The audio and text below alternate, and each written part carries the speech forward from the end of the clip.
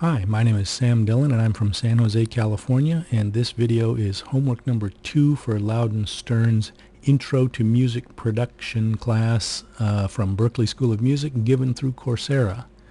What I'm going to go over today is preparing a project in your DAW, getting ready to record. In this particular case, we are going to use Cubase, but the steps are similar for any other DAW you might be using. I've in the past have used Ableton Live, Sony Acid Pro, and others, and you have to go through this for all of them. So let me get this out of the way and we'll proceed. Last week we connected the guitar and the audio interface and set our input levels, and now it's time to go ahead and get our DAW going here. Cubase is already up and running, and so we are now going to create a new project. Cubase supports lots of presets and templates, but for the purposes of this video I'm going to go ahead and start with an empty project, and we will have her prompt for project location. And I already have a place on this computer where I keep all of my projects, so we'll create a new folder there, and we'll call this Coursera project. Okay. There we go. And the first thing we want to do is set up our project defaults. And as you can see, these are the three we're interested in right here. They're pretty much what we want already, but we'll go through them. We want 48 kilohertz recording sample rate. We want 24-bit depth in the size of our samples. And we want to save as broadcast wave file, and all of those, as you can see, are already set, but there you have it. The next thing we need to take a look at is our recording buffer, and you do that in Cubase via the device setup dialog.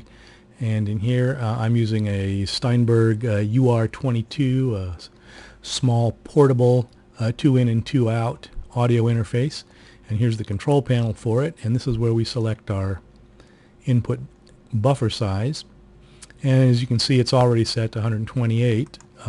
It can go as low as 64 and of course quite a bit higher. And I've actually had pretty good luck with 64-bit sampling, but this is a fairly powerful computer that it's running on. So we'll go ahead and stick with Loudon's recommendation of 128 samples, and that'll give us about 12 or 13 milliseconds worth of latency total. Okay, there we go. That's set.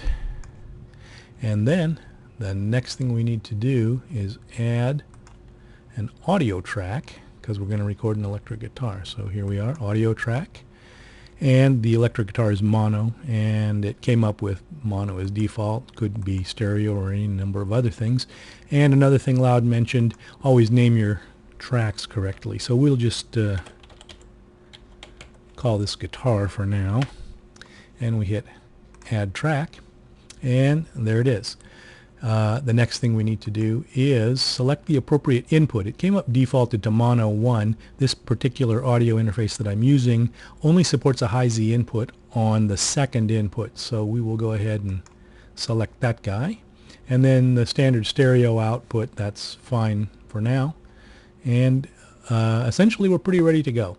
If we want to hear what we're going to play, you would click this button here, turn on monitoring, and the record enable is preset.